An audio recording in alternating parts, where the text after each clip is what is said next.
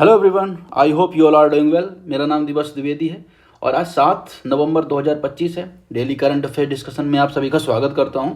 जैसा कि आपको पता है कि हम the Hindu, Indian express, PIB में जो भी न्यूज़ आर्टिकल आते हैं, खासतौर पर जो यूपीएससी के लिए इंपॉर्टेंट है या किसी भी गवर्नमेंट एग्जाम के लिए इंपॉर्टेंट है वो न्यूज़, उसे हम एमसीक्यू फॉर्मेट में देखते हैं। पर्पज हमारा है कि इस जो 10 एमसीक्यू के थ्रू आप प्रैक्टिस करो, साथ ही स्टैटिक नॉलेज भी आप गेन करो। मतलब करंट का नॉलेज हो, स्टैटिक नॉलेज हो, सारा का सारा डेप्थ नॉलेज हो। तो वन स्टॉप सोल्यूशन अभी करंट अफेयर के लिए। साथ ही हम आपको एक्सप्लेनेशन प्रोवाइड करते हैं। मैं जो क्लास में देता हूँ एक्सप्लेनेशन वो ज़्यादा है, हालांकि इसमें भी पीडीएफ फॉर्मेट में इंग्लिश में एक्सप्लेनेशन आपको 10 एमसीक्यू की मिलेगी, हिंदी में भी एक्सप्लेनेशन 10 एमसीक्यू की मिलेगी, कंप्लीटली फ्री ऑफ कॉस्ट। और इस नंबर पर मैसेज कर सकते हैं अगर आपको टेलीग्राम ग्रुप नहीं मिल रहा। अदरवाइज ये टेलीग्राम ग्रुप की हमारी आईडी है, यहाँ से वो सर्च कर सकते हैं या कमेंट सेक्शन में आप कमेंट करें तो वहाँ से मैं आपको लिंक दे सकता हूँ।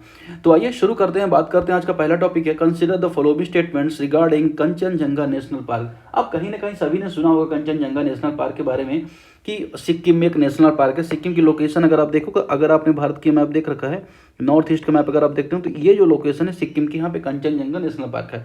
और एक मात्र ऐसी साइट है जिसको अगर आप देखोगे कि कल्चरली भी और नेचुरली भी जो इम्पोर्टेंट है, और दोनों का मतलब एक मिक्स साइट है जिसे आईयूसीएन में रजिस्टर्ड भी किया गया है। ठीक है, भारत की। अब अगर हम बात करें यहाँ पे न्यूज़ में क्यों था कि अभी जो यूनेस्को ने अभी क्या किया है, ये बेसिकली यूनेस्को ने नहीं, आईयूसीएन ने इसे गुड का स्टेटस दिया है, गुड स्टेटस। अब गुड स्टेटस किस संबंध में है वो सब मैं बताऊंगा आपको। सबसे पहले स्टेटमेंट पढ़ लेते हैं।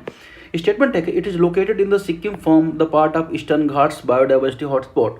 या बायोडाइवर्सिटी हॉटस्पॉट के रूप में ये पूर्वी घाट का हिस्सा है, ईस्टर्न घाट का हिस्सा। अब यहाँ पे थोड़ा सा कहीं ना कहीं डाउट आपको होगा कि भाई ये पूर्वी घाट कहाँ है और ये वेस्टर्न घाट। पूर्वी घाट अगर आपने भारत का मैप देख रखा है, अगर ये भारत का मैप आपको पता है ये वेस्टर्न घाट्स हैं और ये वाले रीजन है पूर्वी घाट हैं, तो ये कहीं ना कहीं आपके मन में डाउट क्रिएट करेगा, नहीं पूर्वी घाट का तो हिस्सा नहीं है भाई, तो ये ऑप्शन होगा नहीं। बाकी सिक्किम का तो है लेकिन ये नॉर्थ ईस्ट का हिस्सा है, ना कि पूर्वी घाट का। ठीक, पहला स्टेटमेंट यहाँ पे रॉन्ग होता है। दूसरा स्टेटमेंट यहाँ पे कह रहा है कि it is India's first mixed UNESCO world heritage site recognize by both natural and cultural values. एकमात्र मिश्रित स्थल है जो कल्चरली और नेचुरली दोनों इंपॉर्टेंट है।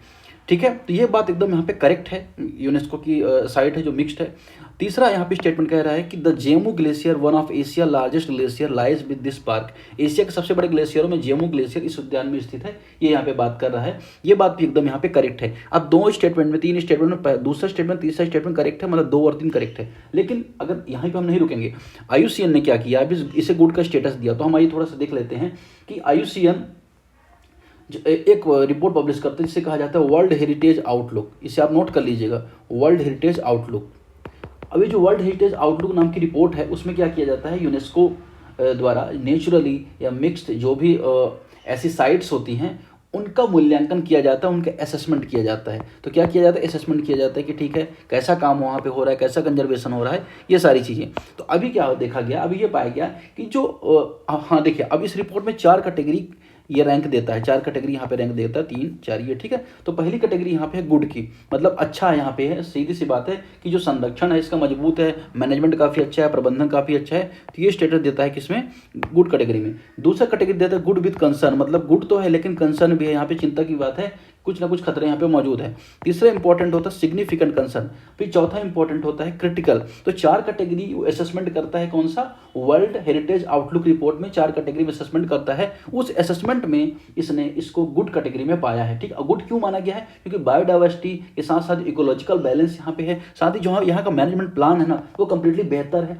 यहाँ की जो स्थानीय जो कम्युनिटी, से लेप्चा कम्युनिटी भी कहा जाता है, तो लेप्चा कम्युनिटी भी कहीं ना कहीं जो कल्चरल और जो हमारा हेरिटेज है उसको प्रिजर्व करने में, कंजर्व करने में महत्वपूर्ण भूमिका निभाती है। वो बात यहाँ पे आपको जाननी थी। अब आईयूसीएन के बारे में जाने, तो आईयूसीएन क्या, IUCN international union conservation of nature से 1948 में स्टैब्लिश किया गया था। इसका हेडक्वार्टर ग्लैंड में है। ठीक है, तो ये चीज़ आपको यहाँ पे याद रखनी है, सारा हमने यहाँ पर देख लिया। आगे बढ़े, अगले एमसीक्यू की तरफ बढ़ें। Which are the following statements about the Vedanthangal bird sanctuary. तो वेदाथंगल बर्ड सेंचुरी के बारे में स्टेटमेंट है। अभी क्यों इंपॉर्टेंट, मैं आपको बता दूं कि पक्षियों का माइग्रेशन बहुत ज़्यादा मात्रा में हो रहा है और अभी शुरू हो गया है। अब माइग्रेशन क्या होता है ये सब मैं आपको बताऊंगा, साथ ही यह भी बताऊंगा कितने माइग्रेशन जो साइट्स हैं भारत में, ये सब कुछ मैं आपको बताऊंगा। यहाँ पे आप पहले स्टेटमेंट पढ़ लीजिए। स्टेटमेंट कह रहा है it is located in the Tamil Nadu. Tamil Nadu में ये वेदाथंगल बर्ड सेंचुरी लोकेटेड है। अब क्या करेक्ट है आपको बताना है। दूसरा, it is one of the India's oldest world protected site. तो चिड़िया के संरक्षण के संबंध में, वर्ल्ड के संरक्षण के संबंध में सबसे बड़ी साइट, बहुत पुरानी साइट है। इसको रामसर साइट डिक्लेयर किया गया था 2022 में, रामसर स्थल घोषित किया गया था। तीसरा स्टेटमेंट है the sanctuary is famous for the liquid guano effect where bird dropping in the soil. ये लिक्विड गुआनो इफेक्ट के लिए प्रसिद्ध है, जहाँ पक्षियाँ बीट मिट्टी को समृद्ध बनाती हैं। आपको पता है कि जो गोबर होता है पक्षियों का वो कहीं ना कहीं मिट्टी को इनरिच बनाता है। ये बात एकदम यहाँ पे करेक्ट है, इसमें कोई दो राय की बात नहीं है। तो ये स्टेटमेंट आपको तो सभी को पता होगा। डाउट यहाँ पे हो रहा है पहले स्टेटमेंट पे, यहाँ पे अगर आप देखोगे तीनों स्टेटमेंट यहाँ पे करेक्ट देखने को मिलेगा। अब अगर हम बात करें तो इसकी लोकेशन मैंने आपको बताया कि चेंगलपट्टू करके एक जिला है, चेंगलपट्टू जिला कहाँ पे है, ये आपका तमिलनाडु में है। तो तमिलनाडु में अगर हम बात करें तो भारत तमिलनाडु का सबसे जो प्राचीन अगर हम कहें ना बर्ड सेंचुरी में से एक है। अब यहाँ पर अगर हम देखें एक तरह का फ्रेश वाटर वेटलैंड है, और वेटलैंड के संबंध में आपने सुना होगा कि 1971 में रामसर कन्वेंशन हुई थी, रामसर कन्वेंशन 1971 में, जिसका पर्पज क्या था कि वेटलैंड को क्या करना, इंटरनेशनल रिकॉग्नाइज करना, जिससे उनसे कंजर्वेशन हो सके। तो रामसर साइट डिक्लेयर की जाती है लगभग 80-85 के आसपास भारत में इस टाइम पे हैं। आप देख लीजिएगा। फिर उसमें भी अगर कोई बहुत खतरनाक सिचुएशन में है या उनको बहुत ज़्यादा कंजर्वेशन की आवश्यकता है तो उन्हें मॉन्ट्रेक्स रिकॉर्ड में भी ऐड किया जाता है। तो ये भी आपको यहाँ पे पता होना चाहिए। अब अगर हम बात करें रामसर साइट के संबंध में 2022 में इसको स्टेटस दिया गया, तो ये बात एकदम यहाँ पे करेक्ट है। ठीक, अब यहाँ पे अगर देखेंगे तो ब्लैक हेडेड इबिस है, इबिस करके है, ब्लैक हेडेड इबिस, यूरेशियन स्पोनबिल है, ये सब यहाँ पे पाए जाते हैं। अब यहाँ पे अगर देखें तो जो बर्ड का सीजन कौन सा होता है, नवंबर से लेके मार्च तक अगर देखें माइग्रेशन यहाँ पे देखने को मिलता है। अब यू माइग्रेशन क्यों देखने को मिलता है, क्योंकि आपको पता है कि भारत में क्या होता है, पूरी दुनिया में फ्लाईवेज बटे हुए हैं। फ्लाईवेज के बारे में आपको थोड़ा सा बताता हूँ। ये मैं थोड़ा सा और भी इसको पेन छोटा कर देता हूँ। अगर आपने पूरा ये ग्लोब देख रखा हो तो आपको पता होगा कि इस रीजन में आर्कटिक वाले रीजन में आप देखें ठंड बढ़ती है, रसिया वाला रीजन भी यहाँ पे है, तो यहाँ पे ठंड बढ़ती है। तो जब ठंड बढ़ती है तो पक्षियों का जो पलायन है गर्म क्षेत्र की तरफ होता है, उष्णकटिबंधीय क्षेत्र के या ट्रॉपिकल एरियाज की तरफ पलायन होता है। तो इस पलायन को ध्यान में रखते हुए बहुत सारे फ्लाईवेज हैं जहाँ पे पक्षी क्या करते हैं, माइग्रेट करते हैं। तो दुनिया में ऐसे अगर आप देखोगे 9 फ्लाईवेज देखे जाते हैं, जैसे ईस्ट अटलांटिक फ्लाईवेज है, west Asian east African flyways है, ठीक है ना, ईस्ट एशियन ऑस्ट्रेलियन फ्लाईवे है, ठीक है। तो इस टाइप के बहुत सारे फ्लाईवेज दुनिया में हैं। ठीक, अब भारत में अगर आप देखोगे तो भारत में सेंट्रल एशियन फ्लाईवे देखने को मिलता है, मतलब इस रीजन में भारत है ना, भारत की लोकेशन यहाँ पे इस रीजन में है। तो यहाँ पे सेंट्रल एशियन फ्लाईवे का पार्ट है। तो ये भी आपको पता होना चाहिए कि भारत किस रीजन का पार्ट है। सेंट्रल एशियन फ्लाईवे जहाँ पे नॉर्थ रसिया है, साइबेरिया रीजन है, तो भारत, मालदीव, श्रीलंका तक फैला हुआ है ये पूरा सेंट्रल एशियन फ्लाईवे। यहाँ पे पक्षी आते हैं, साइबेरियन सारस हो गया, नदर्न पिंटल हो गया, तो इस तरह के पक्षी भी आते हैं। दूसरा ईस्ट एशियन ऑस्ट्रेलियन फ्लाईवे, मतलब यहाँ पे अगर आप देखो भारत की, अगर आप यहाँ पे लोकेशन देखोगे ना तो भारत इस मतलब कि एक ये पार्ट है, दूसरा ऐसा भी पार्ट है, मतलब 2 फ्लाईवेज का भारत पार्ट है। दूसरा जो पार्ट है ईस्ट एशियन ऑस्ट्रेलियन फ्लाईवे का भी भारत पार्ट है, जहाँ पे ईस्ट एशिया में जापान है, ऑस्ट्रेलिया है, वह दक्षिण भारत अगर हम देखें तो फैला हुआ है। तो यहाँ पे पक्षी हमेशा अगर आप देखोगे तो ठंडी के समय में पलायन करके यहाँ पे आते हैं, फिर लंबी यात्रा करते हैं, यहाँ से भी जाते हैं। ठीक, तो ये इंपॉर्टेंट है जो आपको यहाँ पे जाना था। तो सेंट्रल एशियन का भारत पार्ट है, ईस्ट एशियन ऑस्ट्रेलियन फ्लाईवे का भी थोड़ा सा पार्ट भारत को लगता है। ठीक, ये चीज़ आपको यहाँ पे याद रखनी है। अब बात करें थोड़ा वर्ल्ड कंजर्वेशन की, तो national action plan on conservation on migratory species, national action plan, आप लिख लीजिए, plan on conservation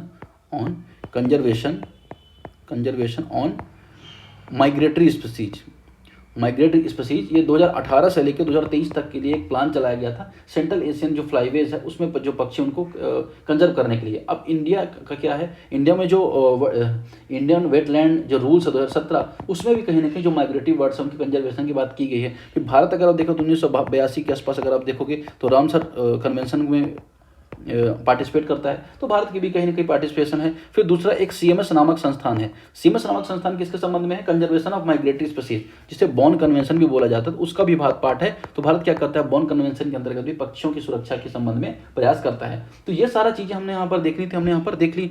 next MCQ की तरफ बढ़ेंगे। अगला एमसीक्यू किसके संबंध में है, with the reference of Bali Yatra festival consider the following statements. हाल में भारत की जो राष्ट्रपति हैं उन्होंने जो बलि यात्रा चलती है या बोईता बंदाना के अवसर पर सभी देशवासियों को शुभकामनाएं दी। तो बलि यात्रा के संबंध में थोड़ा सा देखेंगे। कहीं ना कहीं जो फेस्ट होते हैं भारत में, एशियन मैरीटाइम ट्रेड्स है, गौरवशाली परंपरा का एक उत्सव के रूप में देखा जाता है। ये कहाँ पे होता है,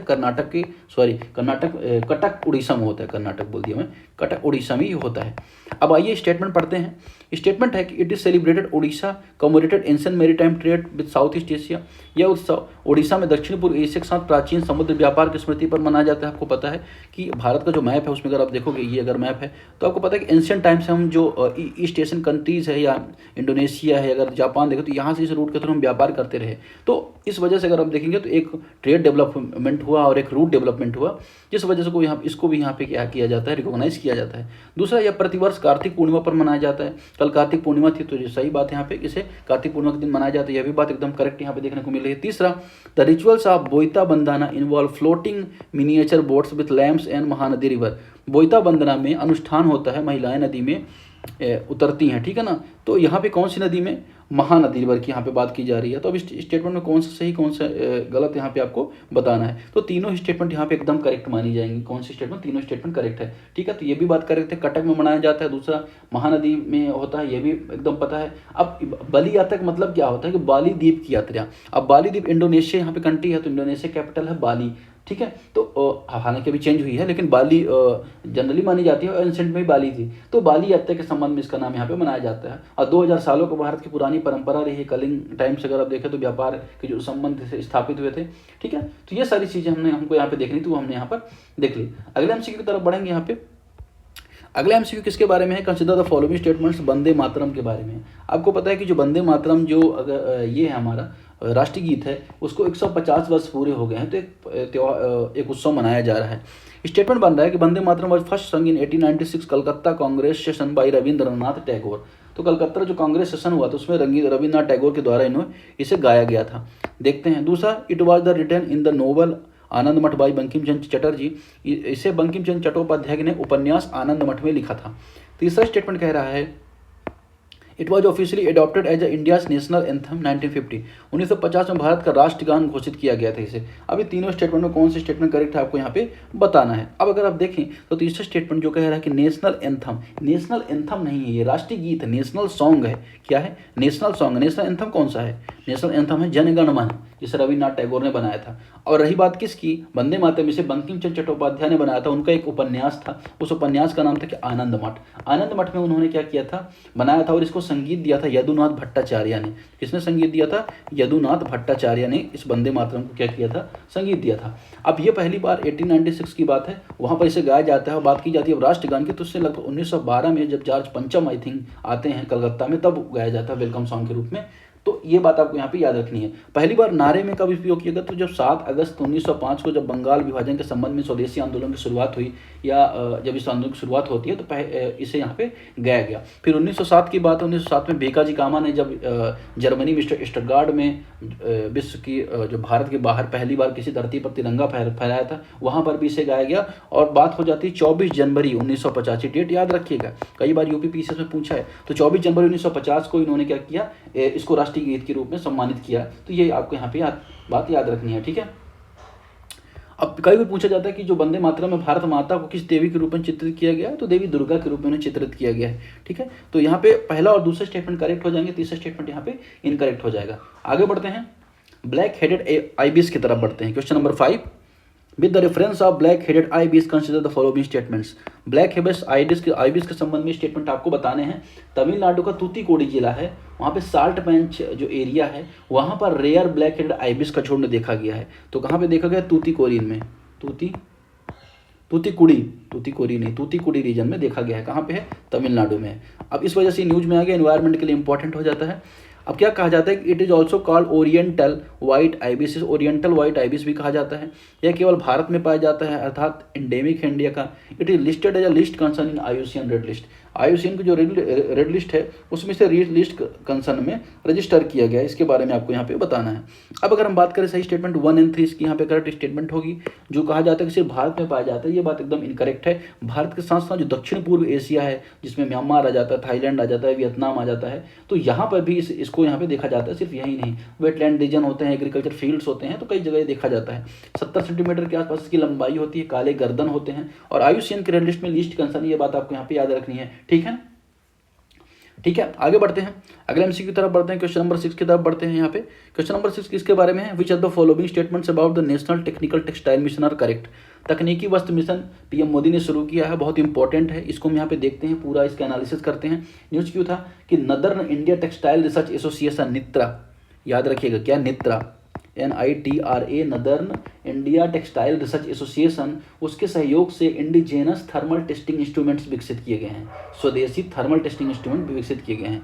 तो यहाँ पे ऑप्शन क्या बनने पहले देख लेते हैं, फिर उसके बाद डिटेल देखेंगे। It was launched in 2020, national textile mission की बात हो रही है, विद आउटले ऑफ 1480 करोड़। तो 1480 करोड़ रुपए के साथ इसे लॉन्च किया गया 2020 में। दूसरा, it aim to promote only agriculture textile, इसका पर्पस केवल कृषि उद्योग को बढ़ावा देना था। तीसरा स्टेटमेंट कह रहा है it support R&D skill development and export promotion, ये R&D स्किल डेवलपमेंट स्किल को प्रमोट करता है। तो तीसरा स्टेटमेंट यहाँ पे करेक्ट लग रहा है, पहला स्टेटमेंट भी करेक्ट लग रहा है, मतलब इन पहला तीसरा या तो 1 2 3 इन दोनों में से कोई हो सकता है। अब आपको बताना है कि सही स्टेटमेंट यहाँ पे करेक्ट कौन सा हो सकता है। अब यहाँ पे देखेंगे ओनली लिखा हुआ है, तो कहीं ना कहीं थोड़ा सा डाउट क्रिएट होगा कि यार हो सकता है ये इनकरेक्ट हो। तो ये सही बात यहाँ पे 1 3 यहाँ पे करेक्ट होगा, दूसरा ऑप्शन यहाँ पे इनकरेक्ट होगा। अब इस मिशन की शुरुआत होती है, इस मिशन का पर्पस क्या था, 2020 से लेकर 2021 से लेकर 2026 तक क्या करना, टेक्सटाइल की दिशा में R&D को प्रमोट करना, ठीक है ना, और मार्केट डेवलपमेंट को प्रमोट करना, एक्सपोर्ट प्रमोशन या अगर देखें निर्यात संवर्धन को प्रमोट करना, एजुकेशन एंड स्किल डेवलपमेंट अर्थात शिक्षा और कौशल विकास को प्रमोट करना, यह यहाँ पर पर्पस था। मूल रूप से तकनीकी वस्त्र ऐसे वस्त्र होते हैं जिनका पर्पज कार्यात्मक तकनीकी उपयोग से है, मतलब कि अगर हम बात करें तो एक सजावट नहीं, बल्कि अगर हम बात करें किसी विशेष पर्पज के लिए इनको डिजाइन किया जाता है, ठीक है। तो ये चीज़ आपको यहाँ पे याद रखनी है, 1 3 यहाँ पे करेक्ट स्टेटमेंट हो जाएगा। क्वेश्चन नंबर 7 की तरफ बढ़ेंगे। यहाँ पे UN वाटर कन्वेंशन के बारे में है कि बांग्लादेश दक्षिण एशिया का पहला देश बना जिसने UN वाटर कन्वेंशन में शामिल हुआ। कौन सा देश बना, बांग्लादेश। इंपॉर्टेंट है, आप याद रखिए, वनडे एग्जाम है, ये इंपॉर्टेंट हो जाता है आपके लिए। फिर दूसरा स्टेटमेंट पढ़ते हैं, it was adopted in Helsinki 1992, came into force 1996। Helsinki में इसे अडॉप्ट किया गया था, 1996 में इसे क्या किया गया, लागू किया गया था। दूसरा स्टेटमेंट है, it is administered by the UNEP, UNEP के द्वारा इसे एडमिनिस्टर किया जाता है। यूनेप के बारे में आपको पता है 1972 में स्टैब्लिश किया गया था, नैरोबी में हेडक्वार्टर है, केनिया में हेडक्वार्टर है। केवल UN से संबंधित एक ही संस्था है जिसका हेडक्वार्टर अफ्रीका में है, वो है यूनेप, ठीक है। Bangladesh became the first south Asian country join, Bangladesh इस शामिल होने वाला पहला दक्षिण एशियाई देश बना है। इन तीनों में से सही स्टेटमेंट आपको बताना है। 1 और 3 यहाँ पे करेक्ट स्टेटमेंट है। रही बात हेडक्वार्टर की, तो इसका हेडक्वार्टर आपको कहाँ देखने को मिलेगा, ये आपको यहाँ पे बताना। तो इसका जो संचालन है, देखिए हेडक्वार्टर तो यूनेप के नैरोबी में है, लेकिन इसका जो एडमिनिस्ट्रेशन है किसके द्वारा किया जाता है, UNECE के द्वारा, UNECE। तो United nation European economic commission के द्वारा अगर हम देखेंगे तो उसके द्वारा क्या किया जाता है, इसका संचालन किया जाता है, ना कि यूनेप द्वारा इसका संचालन किया जाता है। तो ये इंपॉर्टेंट अपने आप में हो जाता है। बाकी 1992 में इसको बनाया गया था, 1996 में एक्सपोर्ट उसमें आया। पर्पज ये था कि कॉमन जो वाटर रिसोर्सेस हैं उनका सस्टेनेबल मैनेजमेंट या सतत प्रबंधन करना, संघर्ष जो वाटर से संबंधित कॉन्फ्लिक्ट हैं या जल संघर्ष है उनकी रोकथाम करना, शांति और क्षेत्रीय एकीकरण को बढ़ावा देना था, पीस एंड रीजनल यूनिफिकेशन को बढ़ावा देना, ये यहाँ पे पर्पस था। साथ ही जो SDG गोल्स थे उनको भी यहाँ पे इसके साथ जोड़ा गया था। SDG गोल के बारे में मैंने आपको बताया कि 2030 में इनको प्राप्त करने की दिशा में 17 गोल हैं, और कल इस पर विशेष चर्चा हुई थी पहले ये MCQ में, तो वो भी आपको यहाँ पे याद रखना है। आगे बढ़ते हैं क्वेश्चन नंबर 8 की तरफ। With the reference of Minuteman third missile consider the following statements. Minuteman third missile के बारे में आपको निम्नलिखित में स्टेटमेंट आपको बताने हैं।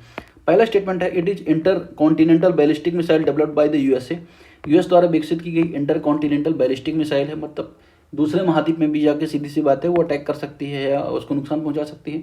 It is use liquid fuel propulsion, ये लिक्विड फ्यूल प्रोपल्सन का यूज करती है। तीसरा स्टेटमेंट है, it is only land based components of US nuclear triad, ये अमेरिका की परमाणु त्रयी एकमात्र भूमि आधारित घटक है। अब इन तीनों स्टेटमेंट पे आपको करेक्ट स्टेटमेंट बताना है। तो इन तीनों स्टेटमेंट में आपको करेक्ट स्टेटमेंट कौन सा हो जाएगा, अगर आप देखें तो ये सही स्टेटमेंट हो जाएगा A, गिव मी सेकंड, सही स्टेटमेंट हो जाएगा 1 और 2 यहाँ पे स्टेटमेंट यहाँ पे करेक्ट हो जाएगा। जो तीसरा स्टेटमेंट यहाँ पे बोला जा रहा है कि अमेरिका की परमाणु त्रयी, या अगर हम बात करें तो जो ट्रायड है ना, तो it is the only land based बस नहीं, अगर हम बात करें तो ये भूमि आधारित तो है ही, लेकिन वायु समुद्र इन सबसे भी संबंधित है। तो तीसरा स्टेटमेंट कहीं ना कहीं मुझे इनकरेक्ट लग रहा है, तीसरा स्टेटमेंट इनकरेक्ट कर दो तो 1 2 यहाँ पे आपका करेक्ट आंसर हो जाएगा, ठीक है। आगे क्वेश्चन बढ़ते हैं, क्वेश्चन नंबर 9 की तरफ बढ़ते हैं। क्वेश्चन नंबर 9 किसके बारे में है, consider following statements about GPS spoofing के बारे में है। GPS स्पूफिंग का सही अर्थ क्या है, इसका पर्पज क्या है, यहाँ पे आपको बताना है। तो इसकी जो 9 है उसका सही आंसर क्या हो जाएगा, सही आंसर हो जाएगा B, transmitting fake GPS signal to deceive receives, नकली जो जीपीएस संकेत भेजना ताकि रिसीवर भ्रमित हो जाए। तो जीपीएफ स्पूफिंग वर्ड उसके लिए यूज़ किया जाता है, आपको यहाँ पे याद रखना है, कभी वन वर्ड में इसे पूछा जा सकता है। तो नकली जीपीएस संदेश भेजा जाएगा और रिसीवर को क्या किया जाएगा, भ्रमित किया जाएगा। ठीक है, ये बात यहाँ पे है। अब ऐसे मामले में ब्लैक सी जो वेस्ट एशिया में इस तरह के मामले दर्ज किए गए हैं, जिस वजह से न्यूज में आ गया है। ठीक है, लास्ट क्वेश्चन की तरफ बढ़ते हैं, क्वेश्चन नंबर 10 की तरफ बढ़ते हैं। चलिए, और कुछ ऐसी बात है नहीं। अभी क्या हुआ था कि दिल्ली का जो इंदिरा गांधी नेशनल एयरपोर्ट है, वहाँ हाल में जीपीएस स्पूफिंग कारण फ्लाइट ऑपरेशन इम्पैक्ट हुए थे। ये थोड़ा सा क्या मामला इसलिए चर्चा में आ गया था। ठीक है, तो हो सकता है कभी पूछ जाए एग्जाम में। बात करेंगे लास्ट क्वेश्चन करणी माता मंदिर के बारे में। करणी माता मंदिर, Karni Mata temple consider the following statements. Karni Mata मंदिर के संबंध में सही कथन बताने हैं। यहाँ पे है, it is located in Bikaner Rajasthan and dedicated to goddess Durga incarnation. यह राजस्थान के बीकानेर में स्थित है और देवी दुर्गा अवतार को समर्पित है। दूसरा, it is known as the temple of rats for housing over 20,000 sacred rats. इसे चूहों का मंदिर कहा जाता है क्योंकि यहाँ लगभग 20,000 पवित्र चूहे रहते हैं। तीसरा, it was built during the region of Maharaja Ganga Singh Bikaner. यह बीकानेर के महाराजा गंगा सिंह के शासनकाल में बनाया गया है। इन तीनों में से सही स्टेटमेंट कौन सा है, आपको यहाँ पे बताना है। तो तीनों स्टेटमेंट यहाँ पे करेक्ट है। बात की जाए तो हाल में एक वायरल वीडियो ने पूरे ग्लोबली अगर हम देखें तो इसको ध्यान आकर्षित किया है। ठीक है, करणी माता स्थानीय लोग माँ दुर्गा का अवतार मानते हैं और 14वीं जो सदी थी उसमें जो हिंदू योद्धा थे उन्होंने क्या किया, कहीं ना कहीं इस दिशा में प्रयास किए, है ना।